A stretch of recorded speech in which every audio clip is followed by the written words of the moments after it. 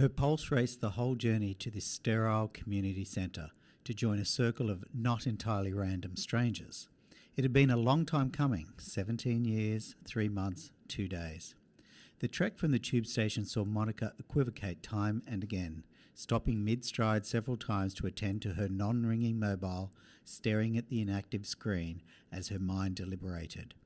Last week, she'd naively told Diane about her intentions, and true to recent form, Diane had rallied. "Be sure not to rush into anything, Monica," her sister's preferred tongue, sarcasm. Diane was fluent. People passed Monica by, convinced she was reading a text, or more likely they gave her no mind at all. She'd noticed there was less London strutting on the pavements of late, more brisk dashing, the turn of seasons. The impending descent into yet another winter was upon them already.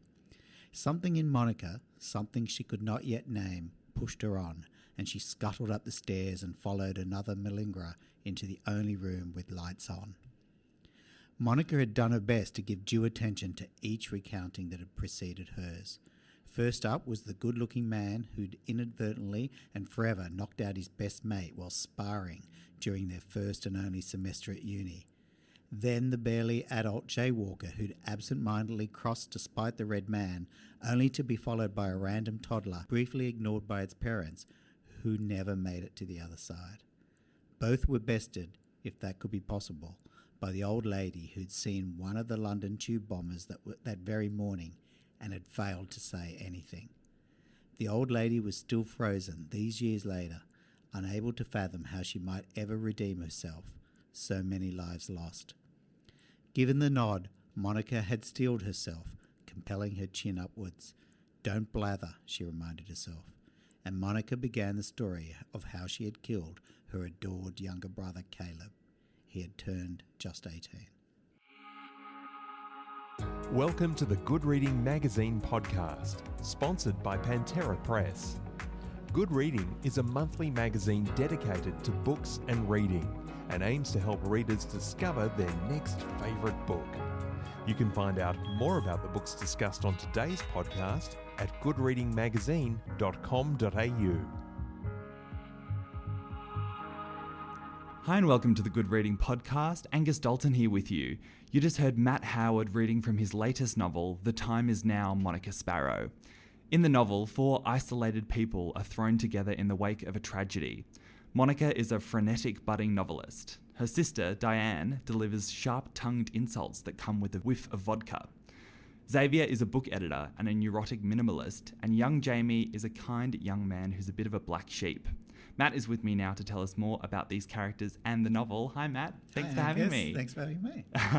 So you work at HarperCollins in Sydney, whose offices we're in now. How did your career in the world of magazine and book publishing begin?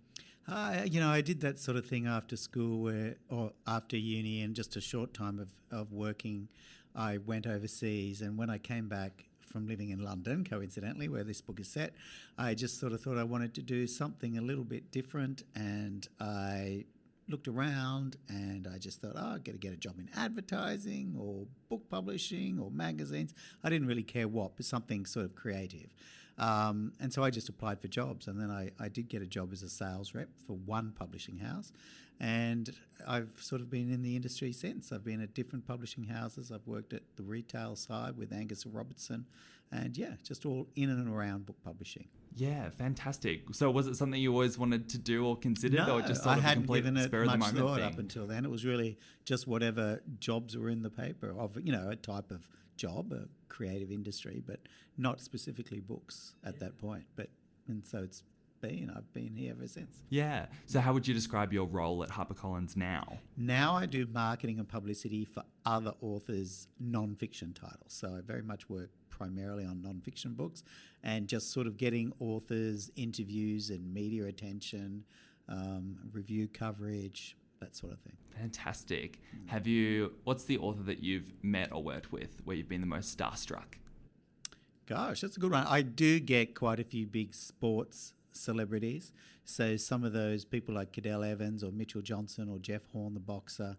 So they're tend to be the ones that have entourages and agents, and so there is a lot more around them. So I guess they're the most inspiring in that regard. So The Time Is Now, Monica Sparrow is your fourth novel after Street Furniture, Taking Off and Ethan Grout. That's is that right? Yeah. How would you describe your style of novel writing or the genre that you're working in? Well, it's a bit hard to say, but I mean, of late, people are now sort of classifying a particular type of genre as uplit, which I had never considered before. But it could well be that that's what I've been writing. I'm not saying I discovered it, but it feels like my book, to make classification easy, probably falls into that.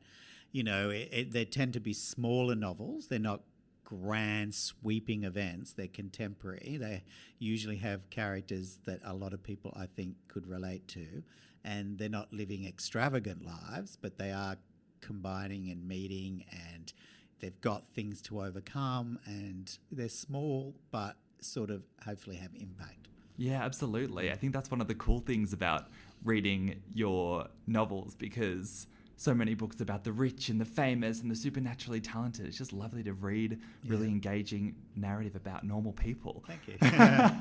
So did that ambition to start writing novels come because you accidentally became surrounded by books, basically? Yeah, it's funny though. I've always pretty much, a lot of the time I've been focused in non-fiction. So I became aware of the industry, but I was never thinking I would write a non-fiction book. But I think maybe it's not a coincidence, but I guess whilst I was working in publishing is when I really started seriously keeping notes.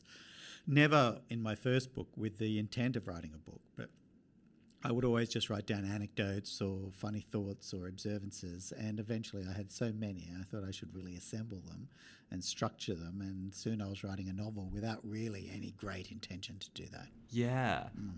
A lot of people say that they sort of came across their ambition to write when they were reading a book, and they sort of had this feeling that, oh, I could do this, I want to do this. Did you have a moment like that?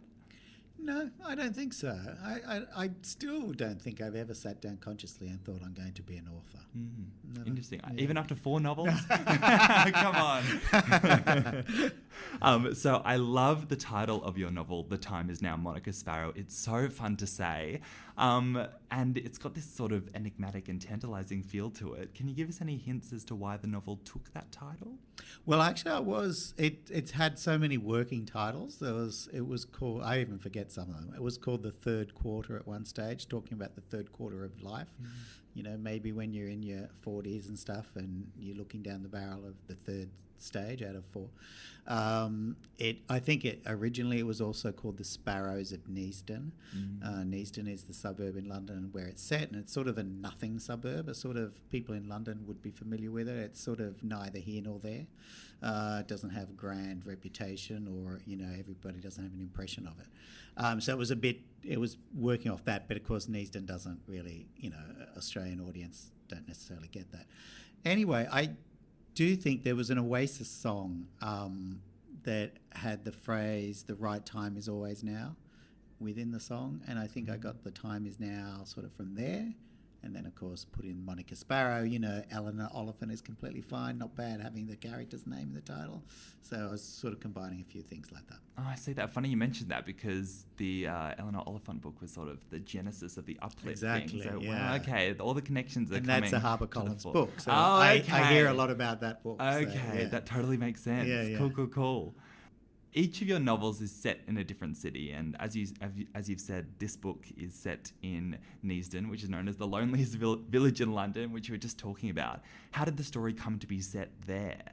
Well, to be honest, originally when I started writing the book, it was set in Australia. It was set in Melbourne.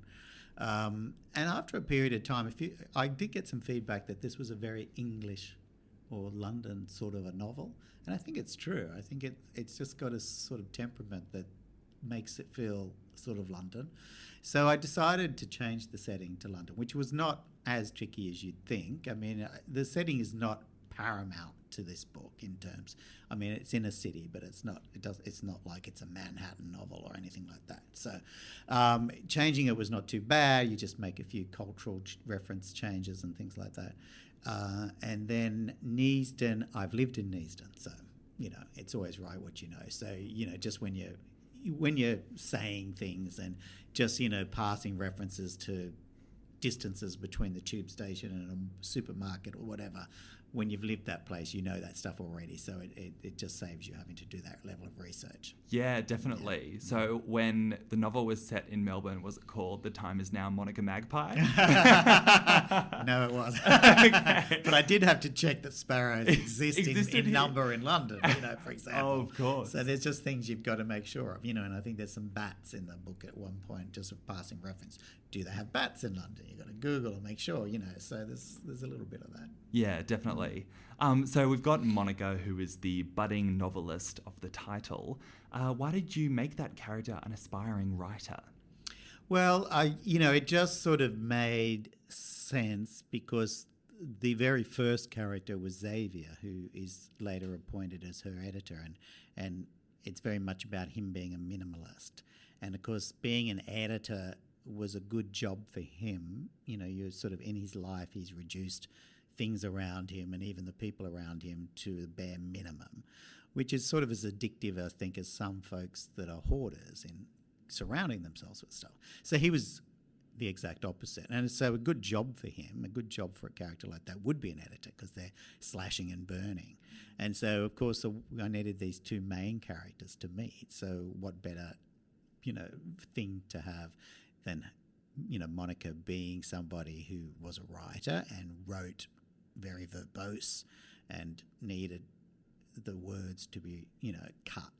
And so this was a reason for these two characters to meet. Yeah, I really love the metaphoric parallel there of the editor being, the extreme minimalist and getting rid of all his possessions. Like, I think we meet Xavier when he's trying to sleep and he can hear a mosquito buzzing and it's driving him crazy. And he's like, maybe I shouldn't have got rid of those fly screens. Exactly. So, yeah, he's really that extreme sort of... He knows he's gone too far sometimes. Absolutely. Yeah. Even Marie Kondo would be like, slow down. I think with Xavier. Yeah. But it totally makes sense, as you say, because there's an editor. And then, of course, Monica, the writer, is just a complete hoarder and there's crap everywhere. So that totally makes sense. But what actually inspired his extreme neurotic minimalism? So was that the first thing that came to you about that character? Yeah, I mean, I do approach a book sort of in a filmic sense. So, I was always just thinking, film, especially slug lines for a film, a couple of sentences that they use to pitch a film. It's really about when X meets Y, and so I think the idea of a hoarder and a minimalist being thrown together, it's like the odd couple, and there's so many tropes about odd couples that go on a road trip and, there's one person and they're exact opposite. So this was really about getting a minimalist and a hoarder. I thought were really, I was very interested in watching shows about hoarders, and of course often if you've watched enough of those shows about hoarding on television, you know that their relationship with things usually has gone awry when they've had a really bad setback in their life. Something really calamitous has happened to them, whether it's the loss of a child or a divorce or something like that. And so I thought, that covered off Monica in a sense, and she was going to have a backstory in that regard. With Xavier, I thought, how do you explain somebody who's gone extremely over the top with minimalism? It's not the same, but it is just as big a deal and takes over one's life. So I sort of thought that maybe he just really had bad experiences with having too much previously. And, his backstory is his family was a big removalist company. Empire came from wealth. And, of course, he was trained from the bottom up, and he was sent into houses where they had a lot of stuff that needed to be moved. And so he very early realised the cumbersome nature of having stuff. Yeah. There is actually that show that I think pairs like a clean freak with a minimalist. Exactly, yeah, I have seen that. Yeah, so it's a good combo. Absolutely. Yeah. What side of the spectrum would you lie on? Definitely on the clean minimalist. I mean, there's a lot of me in Xavier. Okay, to be quite honest. Yeah. Yeah. Does that extend to how you organise your books at home? Are you one of those people that You know, I have so few books at home. Oh, really? So, Interesting. You know, Okay. Yeah. I don't Yeah. want to sound like Elle Macpherson, but I've only got my own books, really. and a few others, maybe. Not too many. Okay, so Yeah. no complicated organisational system needed. No, exactly. Okay, Yeah. great. So one of the other characters in the book is Diane, Monica's sister, and she's rather acerbic, let's say. She can be quite cruel to Monica. Does she have reason to be cruel? Yeah, the awful thing that had happened in their life, and I'm not giving it away because you're clear about this in the beginning, and even from the bit that I read, is that they did have a younger brother who died quite young at 18.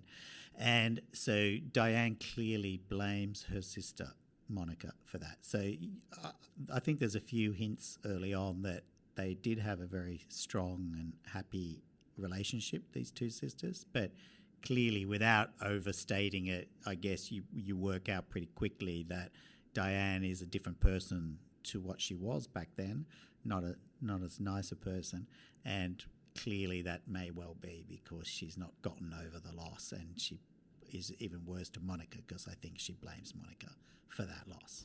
Yeah. How did you come to the idea of the actual sort of plot structure, I guess, and like the death of their brother? Like, did the characters come to you first and you were like, I want to throw something at them and see how they react? Or was it more the plot came first and then you populated characters around that? Yeah, I think the idea of Monica as a hoarder definitely came first, and but then I knew that there'd have to have been a loss, some sort of tragedy, because that was clear from all of those hoarding shows that's what initiates sort of that problem. So it was just really coming up with, and I didn't want her, obviously she needed to blame herself for that. So it's sort of hard. You can't just say, well, her mother had died and there was no blame to be had and sort of get over it. So I think it's harder to get over something if you blame yourself. But on the other hand, I didn't want her to have been as involved in the death as someone would say, well, yeah, you did kill that person and you killed them maliciously. So it was to be an accident that she was obviously there and she was involved. But, you could see how one would blame themselves. But, she was not really to be blamed. Yeah, definitely. How would you say the character of Jamie fits into these other characters? Well, Jamie is sort of really the real black sheep. So he's the one on the edge that doesn't really have a family and has sort of become involved in Monica's family later in life. I mean, he's only in his early 20s, but, a bit old to say that he becomes their brother because he's already an adult. But he is sort of flung on them. And, of course, in one way, you could say he is the opportunity for Monica to make up for having lost one brother. Maybe she can do what she can for this foundling, as it were. And he's the exact opposite of the brother they've lost. The brother they've lost was sort of a hero. He's all very sociable, very friendly. He had, cricketing star, rugby star, at university, everything to look forward to. And then Jamie's sort of the exact opposite. And so Monica decides to take him as her project, I suppose. And Diane is just repelled by the thought that, he could in any way replace the brother that they had lost. Yeah, Jamie is such a lovely character, though. Just one of those very unassuming but interesting people. And I love the description of him as the little guy relegated to the middle of the bench seat of a tradesman's van. Yeah. Just like, hardworking, overlooked. Yeah, exactly. Overlooked and not noticed, you know what I mean? Yeah. And so, of course, Monica, who's going through so much, does notice him. And, of course, she's driven. I mean, it might not be for the right reasons. Maybe she's just wanting to redeem herself by having this project, as I call him. But of course, he changes as well, and he becomes a lot more well-rounded just because people have invested some time in him. Yeah. You've said that a theme that runs through all of your books is this theme of outsiders or black sheep, which is what you use to describe Jamie. Why is that a theme that you find interesting to explore in your books? Yeah, I'm not even sure. I think I'm just naturally drawn to, not the superstar, not the clearly number one person in a situation. I'm sort of just always interested in what others have got to say. So I'm not sure where that comes from. to be Yeah, honest. yeah. Well, I guess, so many stories as well are all about shining a light on the black sheep and the person ignored. So, yeah. There's a really beautiful flashback scene in the book where you see Jamie rescue an injured sparrow. And obviously, the time is now Monica Sparrow. The significance of sparrows is clear Not in the too title. subtle, Well, right? yeah, Yeah, exactly. But is there any sort of symbolic significance of these little birds to your story? Well, it's funny, isn't it? I saw a review in the Australian on the weekend, and they'd actually taken it further than I'd even thought of it. That the flight represents the ability to escape the cage that you're in. I had not given it any that. I was not being that multi-layered, but I guess there's something in that. But I guess a sparrow is a little bird that is, it's not a peacock, so it's not. You could probably get lost as a single sparrow amongst a million. So I think that idea, and also what the little, that a little mouse or a sparrow can have a great impact as an elephant might, but, given the opportunity. Yeah. I would love to know some of your favourite books and authors. Well, I really like Lionel Shriver, and she's a HarperCollins author as well. But I really like her writing and her books. And Joshua Ferris is another one that I nominate, which is a book called Then We All Came to the End, which is a really office place sort of contemporary, humorous sort of, like the TV show The Office, really. Those sorts of characters all combined in an office place. I like those. I like books that are set in contemporary, places that you're used to, familiar with.